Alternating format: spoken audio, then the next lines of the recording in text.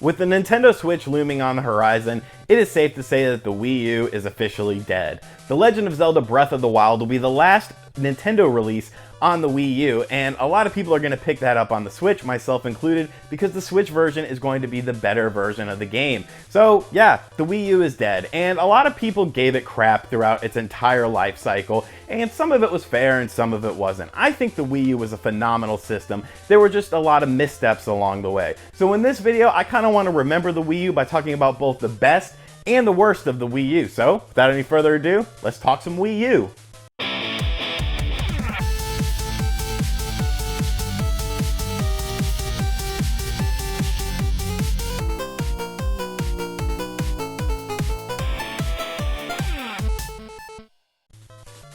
The worst of the Nintendo Wii U.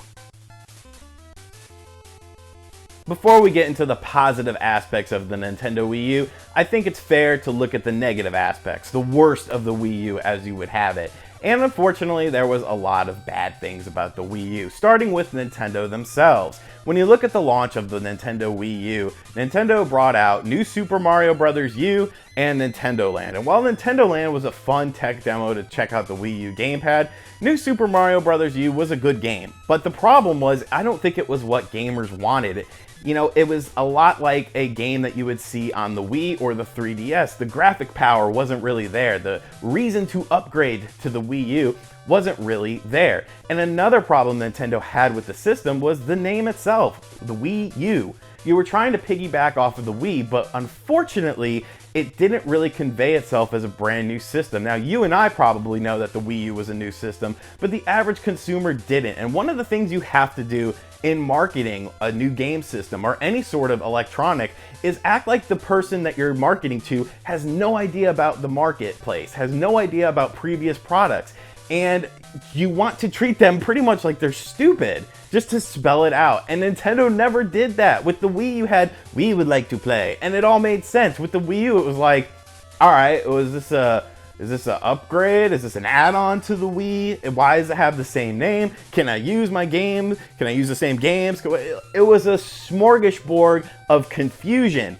And that really hurt in system sales, I feel, because people didn't know what the Wii U was. Nintendo never did a good job of conveying what the Wii U was. Nintendo also had more missteps sort of towards the end of the life cycle of the system with some very questionable releases. People wanted an Animal Crossing game. What did they get? Animal Crossing Amiibo Festival, which was an absolute dud and turd of a game. People were looking forward to a new Mario Party game. They got Mario Party 10 with no online play. Nintendo, people don't live in the same towns anymore. A lot of people that played the Mario Parties on the N64 are now grown up. They have moved on with their lives, and while they still play video games, they don't live in the same town as their friend. You already have a low system sale number, so why not include an online mode with Mario Party 10?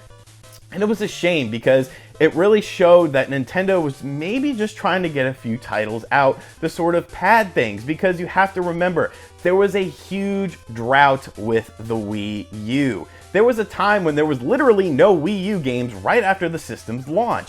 Nintendo thought that third parties were going to step in and produce games for the system, and while they did, third parties weren't making money off of these games for a variety of reasons. One of the reasons being is that the third parties themselves were stupid about it. Let's look at a game like Mass Effect 3. I loved Mass Effect 3 on the Wii U. I thought it was a great game. But the problem was, at the same time that released on the Wii U, the Mass Effect trilogy released on the PS3 and Xbox 360. Those systems had 80 million plus install base already. So there's 80 million people compared to what, 1.5 million on the Wii U at that time.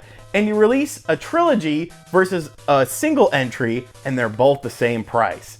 You could have gotten the trilogy on the PS3 for $60, you could have gotten the trilogy on the Xbox 360 for $60, or you can get Mass Effect 3 solely by itself on the Wii U for $60. And decisions like that made the games sell like crap. Nobody was interested in them because they had already had them on the PS3 and the Xbox 360. A lot of people treated the Wii sort of as a secondary console because of the fact that it had great exclusives, but a lot of the third-party games weren't there, or they were better on the PS3 and the Xbox 360. So the people that had bought the Wii as a secondary console probably didn't really have a great interest in the Wii U at launch, especially when the third-party games are here and far between and just not good values. And that was a huge problem, was the not good value. Now, there were some great third-party games on the system that actually took advantage of Nintendo's new hardware, such as Need for Speed Most Wanted. That was actually the best looking version of that game. But once again, it came out, I believe, in March, and the other versions had been out since the previous fall, so nobody really cared about a slight graphics upgrade for a game that they could pick up for $20 or $60 brand new on the Wii U. The Wii U also had another problem with the system's design itself, and that comes down to the gamepad. Now, I'm going to talk very positively about the gamepad in the latter half of this video, but the gamepad was ultimately, I feel, a detriment to the Wii U, only because of the fact that it was so damn expensive. Those gamepads were very expensive, and because of that, you couldn't do what Nintendo had sort of shown that you would be able to do, have games that use two gamepads. It was very limited because the technology in those was a lot of technology. In order to run a game on the Wii U, you had to run it both on the Wii U and on the gamepad. Think about it, games like Donkey Kong Country Tropical Freeze had nothing on the gamepad because they wanted to put everything into the Wii U aspect of it, just the home console version. And it was problematic in order to run two versions of the same game, one downscaled on the same console. It was so taxing. Plus, you had such a limited range with the Wii U gamepad. It sort of looked like a tablet. It sort of acted like a tablet. But unfortunately, you could only take it about 20 feet in your house. Nintendo never released an upgrade for the Wii U gamepad. They never released anything to increase the signal boost of the Wii U gamepad so that you could, go into a separate portion of your house. And it was tough, man. It was fun to, go to the bathroom and play your Wii U in there. But a lot of people couldn't do it because their house was designed in a way that it only, the bathroom was far away from the living room. So it really hurt the Wii U. The whole accumulation of things like the drought, things like third-party companies leaving, things like the price drop never happening. The Wii U stayed at $300 for most of its life cycle. It's still $300 today. And Nintendo couldn't afford to lower the price because of how expensive the gamepad was. So there's a lot of things that were wrong with the Wii U, and those are definitely the worst aspects of the Wii U. But now, there's a lot of great aspects about the Wii U. There's a lot of great things about the Wii U, and now we're going to talk about the best of the Nintendo Wii U. The best of the Nintendo Wii U. So one of the best aspects of the Nintendo Wii U was that it actually showed Nintendo that they need to be more humble. And you might be saying, what do I mean by that? This was the first time Nintendo ever made a home console that did really poorly. You could look at things like the N64 and the GameCube and stuff that, sold about 20 plus mil, but this was drastically different. This is in a time where gaming is probably at its most popular and more people are playing video games. And comparatively speaking, the fact that the Wii U only sold 13 million copies was a real kick in the nuts to Nintendo. And that humility actually shone on the Wii U at times, because I think a game like Bayonetta 2, that probably never would have came out on the Wii U if the Wii U was more successful at the launch of the system. Nintendo needed games because all these third-party companies were leaving. So instead of having this buffer, having these third-party companies, going hand in fist over to get Nintendo games, Nintendo actually had to seek out games, and you saw games like Bayonetta 2 that Nintendo pretty much resurrected from the grave. You saw games like Hyrule Warriors, which was a collaboration between Koei Tecmo and Nintendo. Once again, using the Zelda IP, I don't think we ever would have seen that sort of game from Nintendo if the Wii U was a success. Another great thing about the Wii U was the aforementioned gamepad. I know I said a lot of negative things about it, but off-TV play was phenomenal, especially when you're a fan of NBA basketball or any sports or anything that involves a TV. You could play your game while still watching your sports. It was amazing. I would sit there and have the Hornets game on the TV, and I'd be sitting there playing the game on the gamepad, and it was great because I had freedom. I wasn't restricted to just the TV. I was still getting a console experience in the palm of my hands. I just couldn't take it anywhere with me. Sounds like they almost fixed that with the Nintendo Switch though, doesn't it? And another great thing about the Wii U was the fact that all of the programs that were available on the system also ran on the gamepad. So you could watch Netflix, Hulu, YouTube on there. And that was really nice. That was a really nice feature, because if I'm watching a crappy movie with a girl and I'm not really enjoying it, I could put on something else on my Wii U gamepad or something. So it gave you a lot of options. And I thought the Wii U gamepad was fun. It was a fun thing. It was, nice to be able to have a touch screen on there. And I just wish Nintendo would have done more with it. I understand why they didn't, because the system never really sold all that great, and it didn't really give them money to be able to try new things with the system. But for what it was pretty cool. And it also taught Nintendo to take a chance, because a game like Splatoon, once again, I don't think if the Wii U was successful, we would have saw Splatoon.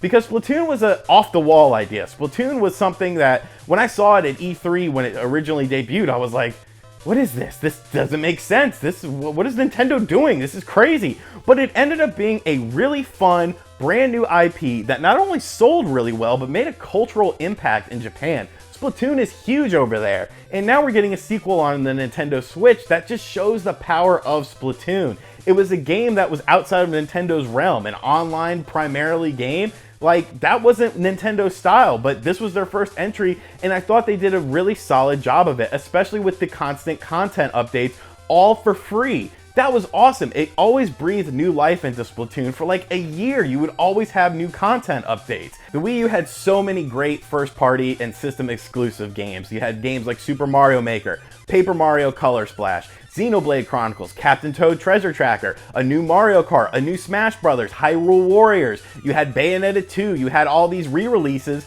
of previous Zelda games, such as The Wind Waker and Twilight Princess HD. There were so many awesome system exclusives, and yeah, there might not have been as many games in the complete total library compared to the competition, but when you put up those systems exclusives, when you take a look at what the Wii U had as opposed to the competition, you can't really beat it, because some of those games are still a ton of fun. Some of those games have endless replay value, and some of those games are some of the best games of the past 5 years, honestly. And it's a shame that the Wii U sort of has a mark of shame on it. It's a shame that the Wii U is just thought to be a failed system, because there were so many great games that a lot of people didn't play, and the people that did play them became huge fans of them. The Wii U only sold 13 million systems, but a game like Mario Kart sold almost 9 million copies. That is an insane attachment rate, because people knew, Wii U owners knew how good these games were. A game like Bayonetta 2 sold about the same amount that Bayonetta 1 sold on the Xbox 360 and the PS3 on their own. But those systems had 80 million install bases. The Wii U had 13 million, yet the game still did okay. And there were so many good games on the system, so many timeless classics. A game like Xenoblade Chronicles, I haven't even finished that game yet. There's so many side quests. You could pour hundreds of hours into it, and it's so much fun. And it's a shame. It's a shame that people will always talk bad about the Wii U. But I think in 5 years, honestly, people are going to see the Wii U like the Dreamcast, where, it was the end of Sega. This isn't the end of Nintendo, but it was the end of Sega. But that library was a phenomenal library. You had solid ports like you had with the Wii U. There were some good Wii U third-party titles, like I mentioned Need for Speed Underground, or Need for Speed Most Wanted. Deus Ex was really good on the system. DuckTales Remastered. So you had these really solid ports, much like the Dreamcast had. Capcom released a lot of ports, games like Resident Evil and Dino Crisis, with slight upgrades over the PS1, and they were fun games. It made the games fun because they looked a little bit better, and now they're, not that expensive to collect for. So I think the Wii U is going to be a lot like the Dreamcast, with a few third-party ports, but a ton of great system-exclusive games that you can't find anywhere else. And that's why the Dreamcast is so popular now, and I see the Wii U will have that sort of same thing. So the Wii U, you're dead, but I loved you. You were an awesome system. I'm still gonna play you. I'll never get rid of you, because I had a lot of fun with you over the past, 4 or 5 years. It's been a fun ride. It's been a bumpy ride. There's been a lot of lows and a lot of highs, but you were a good system. No matter what anyone says, the Wii U brought me a lot of fun, and I have a lot of fond memories of the Wii U. So That's it. I wanted to talk about the worst and the best of the Wii U, and I think I covered it in this video. Let me know what you think about the Wii U. Do you enjoy playing the Wii U? Do you enjoy collecting for the Wii U? In the comments section down below. Thank you for watching this video. Make sure you check out other videos on the channel.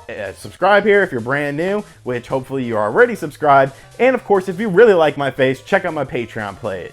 I think I'm going to go play some Wii U for the rest of the night because it's a system that deserves it. I'll catch you guys next time. Later.